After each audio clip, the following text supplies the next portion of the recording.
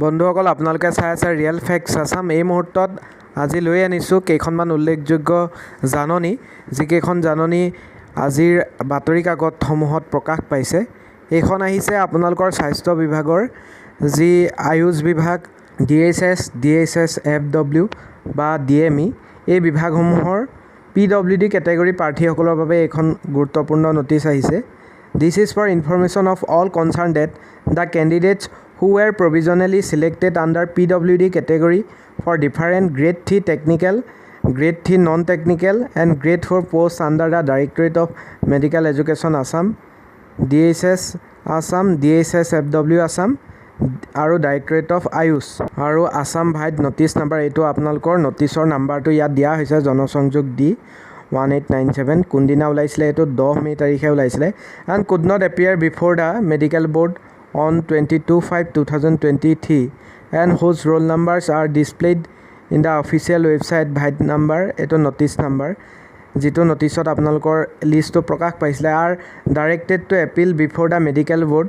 for verification of their PWD status on 7 June 2023 10 AM at ONG Hall of Guwahati Medical College and Hospital Auditorium Complex, Guwahati. They are directed to bring all of their relevant certificates and testimonials in original in support of their candidature in respect of their claim for selection under PWD category, along with admit cards of written examination and any valid photo ID card for verification. Further, if any of these candidates fail to appear before the medical board on the above mentioned date and venue, their provisional selection to the post may be summarily cancelled. The list of roll numbers and details shall be available in the official website of dhs.assam.gov.in, dme.assam.gov.in, dhsfw.assam.gov.in or ayush.assam.gov.in on 31/5/2023। গতিকে আপোনালোকক 7 June তাৰিখে পুনৰ এটা chance দিয়া হৈছে। বন্ধুসকল, দ্বিতীয়খন notice আহিছে DEE ফালৰ পৰা, আৰু PWD কেণ্ডিডেটসকলৰ মেডিকেল বোৰ্ড ভেৰিফিকেশ্যন সন্দৰ্ভত এইখন নটিচ আহিছে। It is for information of all concerned that a medical board has been constituted by the Guwahati Medical College and Hospital, Guwahati for conducting the medical examination of the persons with disability candidates against DEE Assam, advertisement Bhait number, এইটো দিয়া হৈছে। In this context, the following candidates are hereby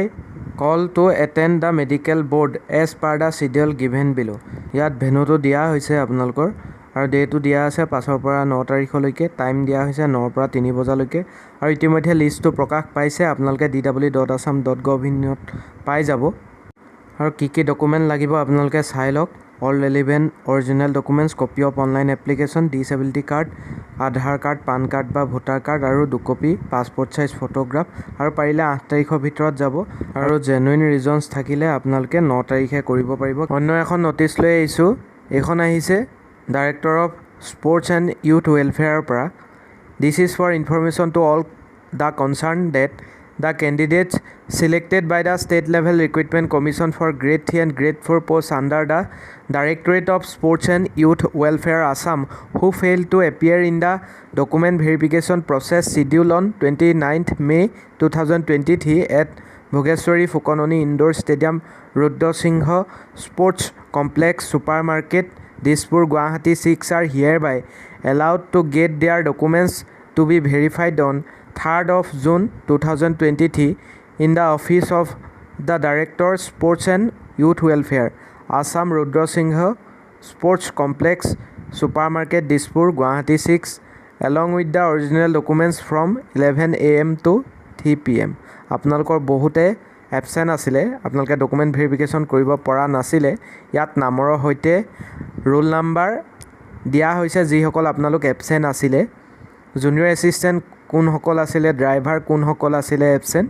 সকলো data ইয়াত দিয়া হৈছে with roll numbers. আপোনালোকে absent থকাসকলে 3 তাৰিখে document verification কৰি ল'ব। আৰু কিবা যদি আপোনালোকৰ জইন কৰা নকৰাক লৈ কিবা আপোনালোকৰ ক'বলগীয়া থাকে, ইমেইলো ইয়াত দিয়া আছে, আপোনালোকে তাতো টেক্সট কৰিব পাৰে। অন্য এখন গুৰুত্বপূৰ্ণ নটিচ আহিছে ট্ৰেন্সপৰ্ট বিভাগৰ পৰা। It is for information to all concerned and in continuation of this office earlier advertisement number etu dia hoise number to for the document verification process which was scheduled on 26, 27, 28 and 29th May 2023 for the grade 3 and grade 4 candidates to be appointed under the Commissionerate of Transport Assam recommended by the SLRC or State Level Recruitment Commission and Special Recruitment Drive for person with disability for grade 3 and grade 4 post, but the candidates with the below mentioned roll numbers did not appear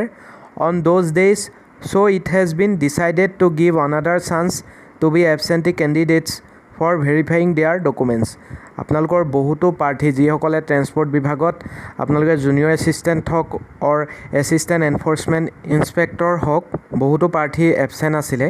আৰু ইয়াত roll নাম্বাৰসমূহ দিয়া হৈছে কেণ্ডিডেটসকলৰ আপোনালোকক পুনৰ এটা নতুন chance দিয়া হৈছে ডকুমেণ্ট ভেৰিফিকেশ্যন কৰিবৰ বাবে আৰু এইটো হয়তো আপোনালোকৰ লাষ্ট চান্স হ'ব ইয়াত দিয়া হৈছে জুনিয়ৰ এছিষ্টেণ্ট আপোনালোকে ৰোল নাম্বাৰসমূহ চাই ল'ব তাৰপিছত এছিষ্টেণ্ট এনফৰ্চমেণ্ট ইনস্পেক্টৰ ইয়াতো যথেষ্ট প্ৰাৰ্থী এবচেণ্ট দেখা গৈছে আপোনালোকে চাই ল'ব হয়তো এইসকল প্ৰাৰ্থী এবচেণ্ট আছে তেওঁলোকে হয়তো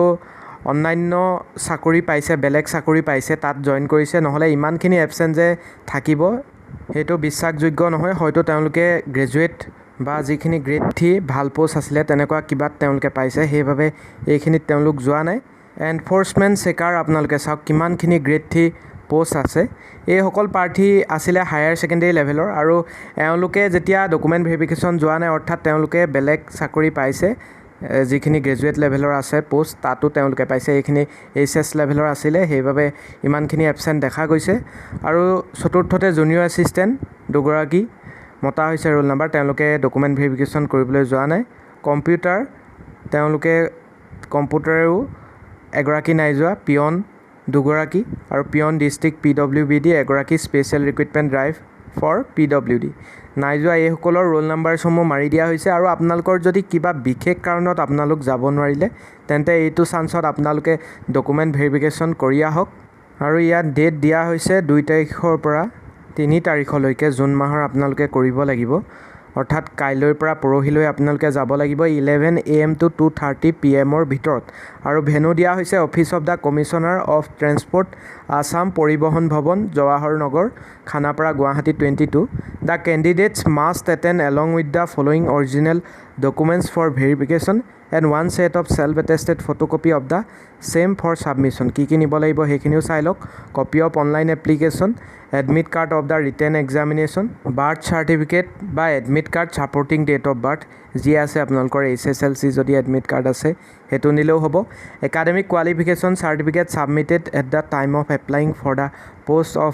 grade 3 and grade 4 grade 3 and grade 4 আপোনালোকে অনলাইন এপ্লাই কৰোঁতে যি য'ত আপোনালোকে একাডেমিক্স কোৱালিফিকেশ্যনৰ চাৰ্টিফিকেট দিছে সকলো আপোনালোকে লৈ যাব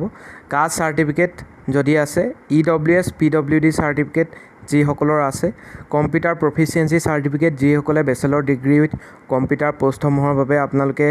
নিৰ্বাচিত হৈ আছে তেওঁলোকৰ বাবে এমপ্লয়মেণ্ট এক্সচেঞ্জ চাৰ্টিফিকেটখন নিব আধাৰ কাৰ্ড ভোটাৰ কাৰ্ড বা পান কাৰ্ড দিব আৰু এক কপি আপোনালোকে ৰিচেণ্ট পাছপৰ্ট চাইজ ফটোগ্ৰাফ নিব লাগিব যিখন আপোনালোকে ছাবমিশ্যন কৰি থৈ আহিব লাগিব আৰু ইয়াত লিখিছে the list of selected candidates under the commissionerate of Transport Assam is available on the official website of Transport Department Assam আৰু আপোনালোকে কোন প্ৰাৰ্থীয়ে বা কোনসকল প্ৰাৰ্থীয়ে আপোনালোকে নিৰ্বাচিত হৈছে ট্ৰেন্সপৰ্ট বিভাগত তাৰ লিষ্ট ইতিমধ্যে আপোনালোকে transport.assam.gov ত পাই যাব সেইখিনিও আপোনালোকক চাই ল'বলৈ কৈছে এখন নটিচ দিছে commissioner of transport Assam Guwahati 22 গতিকে এইটো আপোনালোকৰ পুনৰ এটা নতুন চান্স দিয়া হৈছে গতিকে আপোনালোকৰ যদি কিবা বিশেষ কাৰণত আপোনালোক যাব নোৱাৰিলে আপোনালোকে ডকুমেণ্ট ভেৰিফিকেশ্যন কৰি আহক পৰিবহণ ভৱনত গৈ আৰু আজি ইতিমধ্যে বহুতো প্ৰাৰ্থীৰ বাবে এটা উল্লেখনীয় দিন কাৰণ আজিৰ দিনটোতে তেওঁলোকৰ এটা সপোন বাস্তৱত পৰিণত হৈছে তেওঁলোকে এটা চৰকাৰী চাকৰি পাবলৈ সক্ষম হ'ল ইমান দিনৰ কষ্টৰ ফলত আৰু আজি বহুতে বিভিন্ন অফিচত জইন কৰিছে 1 তাৰিখৰ পৰা যিহেতু জইন কৰিব পাৰি গতিকে সকলোলৈকে আমি তেওঁলোকৰ চাকৰি জীৱনৰ বা অনাগত ভৱিষ্যতৰ শুভকামনা জনালোঁ আৰু যিসকলে এতিয়ালৈকে পোৱা নাই আপোনালোকো লাগি থাকক আৰু বিভিন্ন ইনফৰমেশ্যন চাকৰি সম্পৰ্কীয় পাই থাকিবৰ বাবে আমাৰ চেনেলটোৰ লগত সংযুক্ত হৈ থাকক আৰু নতুন ইনফৰমেশ্যন আমি দি থাকিম যি য'ত পাওঁ, গতিকে চেনেলটো ছাবস্ক্ৰাইব কৰি ল'ব নতুনকৈ চাই থকাসকলে। ধন্যবাদ।